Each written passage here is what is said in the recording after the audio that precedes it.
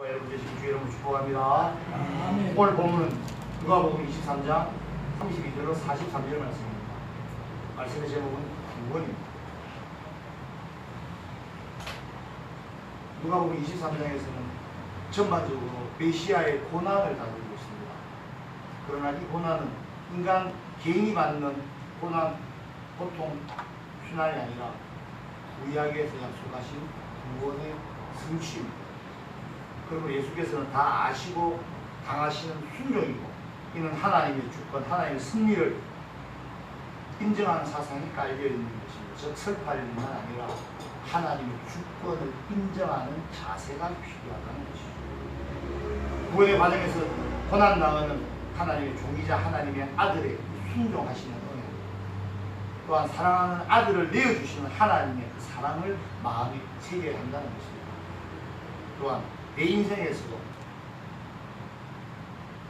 나의 주권이 아니라 하나님의 주권을 인정하는 삶의 자세가 필요할 것이고요. 또 나를 통해서 역사하시고자 하시는, 승리하고자 하시는 하나님의 계획에 순종하겠다는 결단을 촉구하는 것이 오늘 본문의 메시지입니다. 또한 우리가 구원에 대해서 진정한 의미를 좀 생각해 볼 필요가 있습니다. 오늘 두 강도가 예수님 옆에 나란히 십자가에 달렸습니다. 그리고 거기서 폐악을 하는 강도를 있었고요. 예수님이 벗겨진 옷을 나누고자 제비를 뽑는 사람들 보였고요. 야, 네가 메시아면 스스로 구원하라고 조롱하는 관리들도 보이고요. 신 포도주를 먹으라고 이렇게 권하는, 희롱하는 그런 군인들도 보입니다. 이 사람들이 생각하는 구원과 주님이 주시는 구원의 차이를 우리가 생각해 볼 필요가 있습니다. 왜냐하면요, 오늘 주님 옆에 양쪽에 서 있던 두 행악자 중에 한 행악자는요, 구원에 이르렀습니다. 그 이유는 구원이 뭔지를 알았다는 거예요. 자, 30본문 봅니다. 32절에 보니까 예수님과 함께 사형받으러 끌려가는 두 행악자가 있습니다. 행악자가 뭡니까? 악을 행한 자라는 뜻입니다.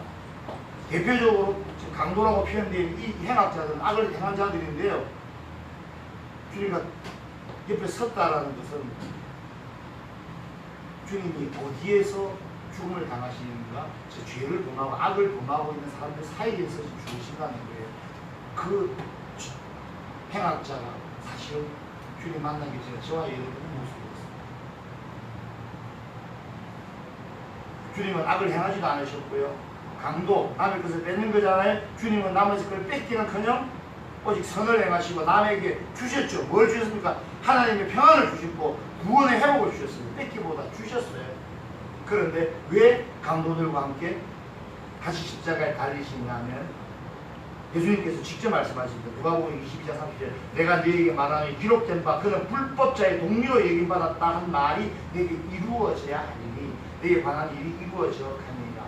즉 구약 성경 이사야 53장 12절 말씀을 예언을 예수님께서 몸으로 지금 이루시는 거예요. 왜? 하나님의 말씀 하나도 땅에 떨어지지 않는다는 것을 몸소 보여주시고, 하나님의 말씀 자체이신 예수께서는 하나님의 말씀에 순종하지 아니할 수가 없다는 거죠. 저와 여러분도 하나님의 말씀에, 성경에 순종하며 살아가므로 하나님의 자녀 되시는 주 여러분 축복합니다. 33절에 보면 어디 예수님이 달리셨냐면 해골이라는 데서 달렸답니다.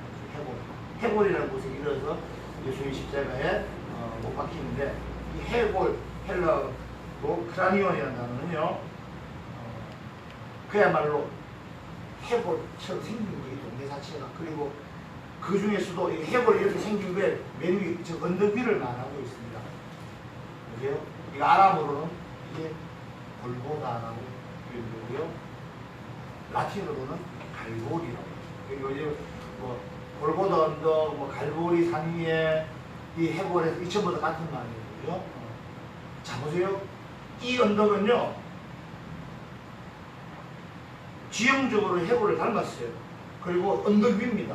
거기에다가 십자가는요, 나무에다가 횡을 하나 더 박은 거잖아요. 그죠? 가로 세로를 가지고. 안 그래도 언덕 위에다가 그냥 세워만 놔도, 평지에 세워놔도 보일 텐데, 언덕 위에다가 십자가에 박았다. 이거 뭘까요? 남들 뭐라는 거예요, 이거? 범죄를 줄이고자 예방하는 것도 있겠죠. 남들 보라는 거죠. 그런데요, 한편 교회를 좀 오래 다니시고 성경 보신 분들은 높은 데 이렇게 달렸던 적이 한번 있습니다. 그죠? 광야에서 하나님께 불순종하던 이스라엘 백성들을 하나님이 불병을 풀어가지고 많이 죽게 합니다. 벌을 주죠. 그때 모세가 하나님 살려주세요 라고 하니, 그러면 긴 장대에다가 못뱀을 달아서 들어라. 그리고 그 못뱀을 본자는 살고 안 본자는 죽는다. 황당하죠? 뭐 침을 뱉거나 하다못해 물을 먹거나 안수라도 하든가 뭘 해서 사람을 낚여야 되는데 그냥 들려있는 동안 봐도 낚는다는 거죠. 근데 실제로 그 들려진 못뱀을 장대에 달린 못뱀을 본 자는 살았고 안 본 자는 다 죽었습니다. 무슨 말입니까? 믿음으로 그야말로 구원에 이른다는 것이죠. 저거 보면 운전 다 하시죠? 길에 가다 보면 앰뷸런스 뒤에 보면 짝대기에다가 뱀 달려있는 거 보셨죠? 안 보셨어요? 짝대기에다가 뱀 달려있어요. 뱀이 이렇게 있어. 그 처음 보면 또 흉측하기도 하죠. 뱀을 싫어하니까 사람들이 되게. 우리 짝대기에 뱀이 달려있는 앰뷸런스 어디 좀 뭐지? 그게 지금 제가 지금 말씀드린 이 부분입니다. 파티마 병원이라든가 어떤 가톨릭 교회 병원에 앰뷸런스에 보면 뒤에 대부분 다 옆에나 뒤에 보면 짝대기에다가 이렇게 못뱀이 이렇게 있어요. 그게 광야에서 하나님께서 모세를 통해서 시켜가지고 못뱀을 바라본 자 치유했다라는, 회복되었다라는 그런 의미로 사용되고 있는 겁니다. 그래서 짝대기에 뱀 보면 광야에서의 불뱀과 못뱀을 생각하시고 이제 누굴 봐야 되겠습니까? 그처럼 들린 십자가에 들려 돌아가신 주님을 생각하시고 치유구나, 오늘 내가 지금 회복을 보는구나, 이렇게 생각하시면 좋을 것 같습니다. 34절에 주님 이렇게 말씀하십니다. 아버지, 저들을 사하여 주옵소서. 자기들이 하는 것을 알지 못함이니라 라고 주님 말씀하십니다. 저들을 용서하라는 거죠. 누구요? 자신을 십자가에 달아서 못 박아 죽이는 인간들을 말하고 있습니다. 이 사람들은요, 자기들이 누구를 죽이는지 알지도 못하고 있어요. 오신 메시아를 알아보지도 못하고 죽이는 자들입니다. 무슨 말입니까? 하나님 주시는 구원을 거부하는 자들이에요. 왜요? 몰라서. 이 34절 이후에 예수께서 저들 용서하라 이후에 나온 사람들이 35절, 36절, 34절, 39절까지 다음 누구예요? 예수님을 스스로 구원하라고 비난하는 사람들이 쭉 등장하죠. 이 사람들이에요. 이들은 이제 구원을 주시는 메시아를 믿지 않는 자들입니다. 36절 보니까 신포도주를 줬다고 해요. 마가복음에서는 안 마셨다고 되어 있고요. 마태복음에서는 설계탄 포도주를 맛은 보실 때 안 드셨다고 되어 있습니다. 신포도주는요, 거기다 몰약을 타면 진통제 효과가 있다고 합니다. 고통을 좀 줄이는 거죠. 주님 그걸 안 드셨다는 의미는 뭔 말입니까? 고통을 온전히 다 받으셨다는 겁니다. 회피하지 않으셨다는 거고요. 그리고 34절에 예수의 옷을 갖고자 제비를 뽑았던 자도 있습니다. 이들도 구약의 10편에 22편 18절에 있는 구약의 말씀의 성취입니다. 자, 이 사람들의 특징은 뭐라고요? 주님이 말씀하시는 구원의 뜻이 뭔지 모르는 자들입니다. 메시아를 못 알아보고 죽이는 사람들이니까요. 구원이 뭔지 모르는 거예요. 구원이 뭡니까? 구원은요, 신학적으로 죽음에 대항해서 생명을 얻는 것을 구원이라고 합니다. 죽음이 없으면 구원이 없는 거죠. 그죠? 대항하는 것과 상대적인 은혜입니다. 그럼 그 구원을 받은 자는 어떠냐? 영생을 누리게 되는데, 영생이라면 우리의 존재가 살아있는 상태를 말하는 겁니다. 즉, 하나님의 충만하신, 하나님의 무한한 능력으로 이루어지는 삶이 바로 영생인데, 문자적인 의미는 영생은 지나간 세월이 아니고 오는 세대를 말합니다. 즉, 오는 세대, 하나님의 통치의 시대를 이 세상적인 삶으로서 표현할 때 영생이라 표현하고요. 예, 영원히 안 죽는 삶이 아니라 오래오래 사는 사람이 이게 영생이 아니라 하나님의 통치가 있는 삶을 영생이라고 그러고요. 그리고 내용적으로는 현실적으로는 그렇습니다. 아담적인 결핍이 없어요. 유한한 내 능력으로 살던 시절이 아니라는 거죠. 이제는 유한의 삶이 아니라 무한한 신적인 요소를 갖고 능력을 갖고 사는 삶을 말합니다. 즉 하나님적인 삶을 말합니다.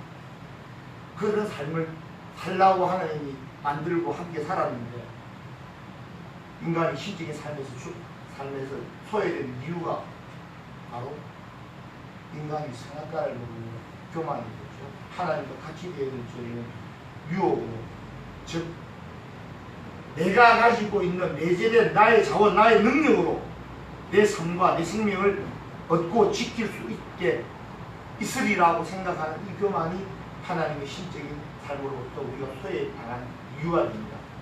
대표적인 예가 탕자의 비유죠. 탕자가 그러자 부잣집 아들이었죠. 남들보다 가진 게 많아요. 그리고 내가 미리 나눠주세요. 그거 들고 나가서 살았어요. 살다가 어찌됐습니까? 유한하죠. 언젠가는 한계에 부딪히죠. 언젠가는 갖고 있는 게 다 사용하고 소진하고 말죠. 그러고 나서 어떻게 합니까? 다시 하나님께 돌아올 수 있도록 그 부자 아버지는 그 돌아온 탕자를 안아줬죠. 하나님과 인간의 비유가 그 비유죠. 하나님이 무한한 것을 쳐다보지 않고 나한테 주어진 적당히 많아 보이는 것을 가지고 내 스스로 내 삶을 지킬 수 있고 살 수 있다 라고 생각하는 것이 바로 인간의 교만이고, 인간이 하나님의 신적인 모든 풍성함에서 떠나서 결핍과 유한한 죽음의 땅에 살게 되는 유일한 사실을 아시고 항상 하나님의 통치, 하나님께서 내 인생의 주인이시라는 사실을 믿음에 살아가신 저와 여러분 되시고 주의 이름으로 축복합니다. 예수님의 복음이 바로 그겁니다. 인간이 갖고 있는 이 아담적인 숙명, 즉 결핍하고 유한하고 죽을 수밖에 없는 이 숙명을 극복하고 창조주 하나님 함께 살 수 있는, 하나님께로 회복되어지는, 즉 창조주의 신적인 생명, 그 영생을 얻을 수 있는 가능성, 그 길을 여신 분이 바로 우리 주 예수 그리스도라는 사실을 믿으시기 바랍니다. 그래서 기쁜 소식이에요. 하나님께 갈 수 없었는데 초월한 하나님 땅에 오심으로 하나님께 가는 길을 열어주셨다는 거죠. 이제 아담적인 결핍한 죽고 천루병사의 그런 삶이 사라지고 하나님 갖고 계신 신적인 무한한 풍성함 속에서 살아갈 수 있는 길, 이 길을 여셨다는 그 소식을 우리가 복음이라고 합니다. 이 복음을 나만 갖고 있는 것이 아니라 내 주변에도 알려서 아직도 하나님이 계신지도 모르고 죽어가는 영혼들에게 빛으로 또 길로 인도하신 안내자가 되시기 주의 이름으로 축복합니다. 이 복음은요, 어느 날 갑자기 예수님이 툭 튀어나온 게 아니고요, 인간을 구원해 주시고 내가 너희 하나님 노릇해 주시겠다고 하셨던 그 하나님이 인간에게 주시던 언약을 실현하시는 거예요. 인간을 사탄의 통치로부터 해방시키시고 하나님 자신의 의와 생명의 통치로 회복시키고자 하는 그 약속을 이루시는 사건이 바로 예수님의 십자가에서의 죽으심이라는 사건이라는 것을 믿으시기 바랍니다. 보세요.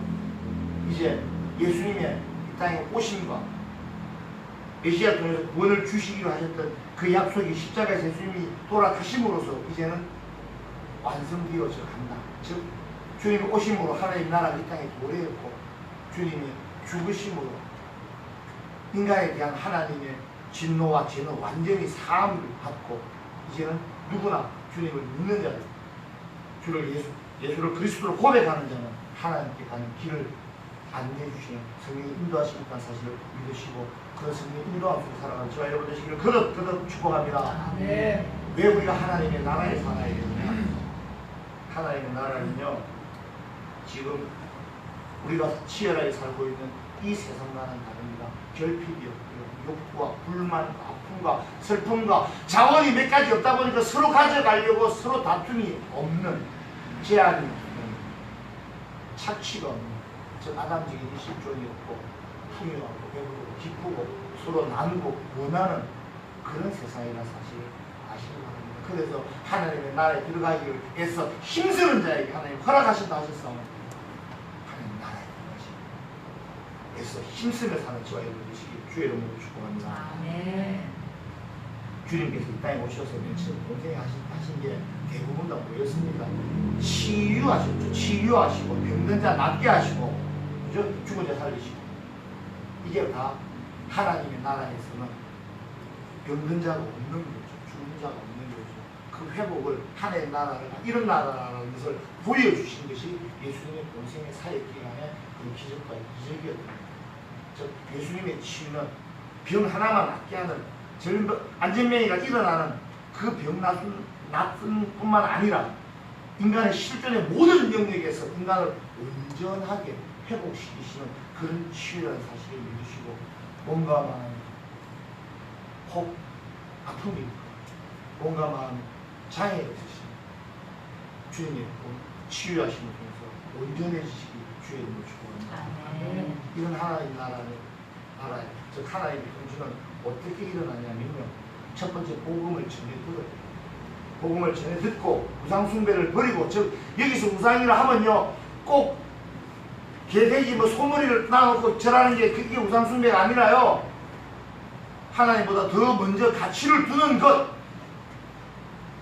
배우자일 수도 있고요 자녀일 수도 있고요 혹은 돈일 수도 있고요 이런 우상숭배를 버리시고 하나님의 통치를 받아들이게 되는 것 이렇게 복음을 전해 듣고 하나님의 통치를 받아들이게 됨으로써 하나님과의 관계가 회복이 되어집니다.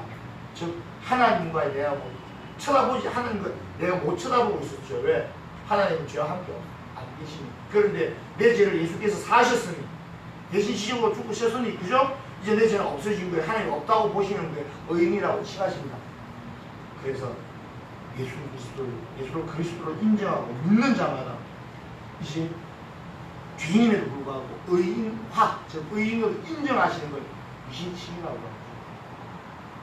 그 이신칭을 통해서 사실 죄를 용서하고 하나님의 관계가 회복된다는 겁니다. 하나님의 관계가 회복되어지는 것 증거를 어떻게 보면 되냐면요. 이웃과의 관계가 회복되어지는 거고는 하나님과의 관계가 회복되어지는 걸 알 수 있습니다. 무슨 말이냐면요. 하나님과의 관계가 회복되어지지 않는 자는요. 이웃하고 관계가 회복이 안 돼요. 성경에서 하나님과의 관계가 회복되어지니까 이웃과의 관계가 확 회복되어지고 달라지는 사람이 있습니다. 삭개오라는 사람. 그죠? 이 사람은 세리였잖아요. 로마를 대신해서 세금을 징수하는 자예요. 많이 징수하죠? 그죠? 많이 징수해서 착취하는 사람들입니다.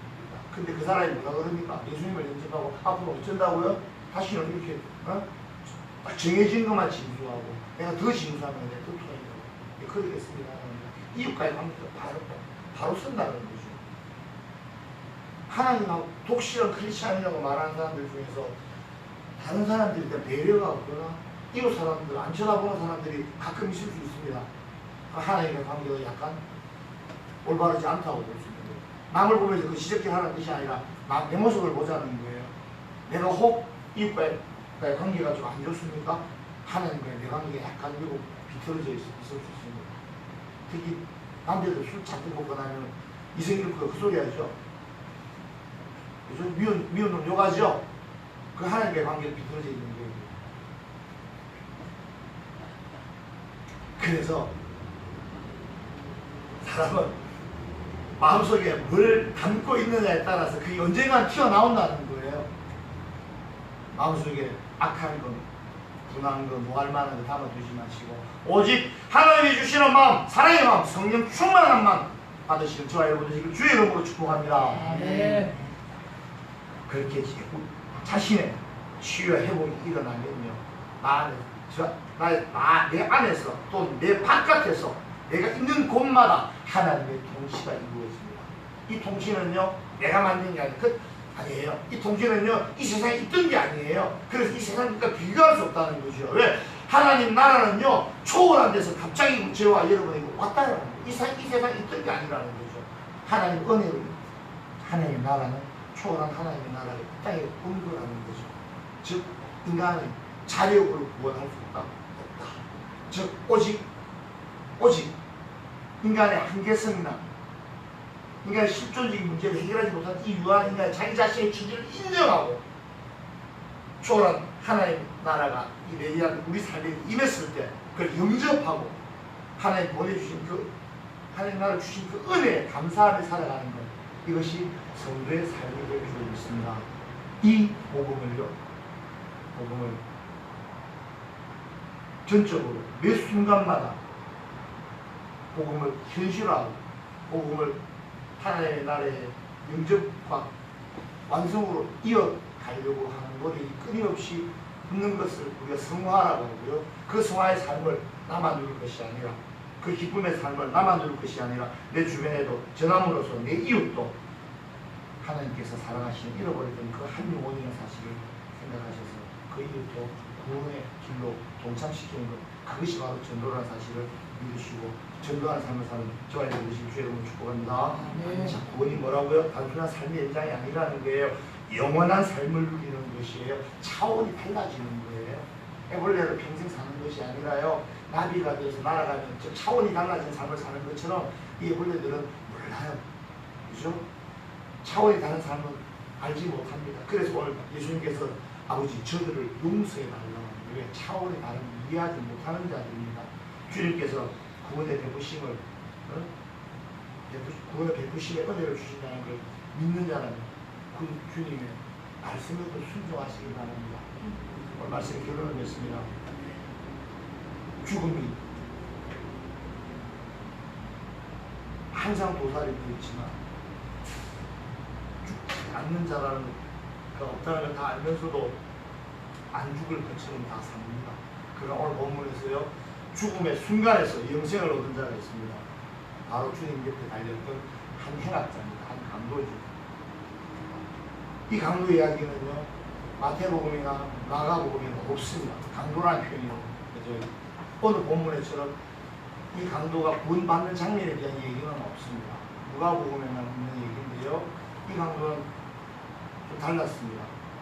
예수께서 십자가에 달리셨고 죽음을 앞두고 계셨지만 이 내 옆에 달린 이분이 장차 올 하나님의 나라의 주인, 그래서 당신의 나라가 임하시거든 나도 거기 들어갈 수 있게 해달라고 요청하잖아요. 즉 예수가 누구인지 알았다는 거죠.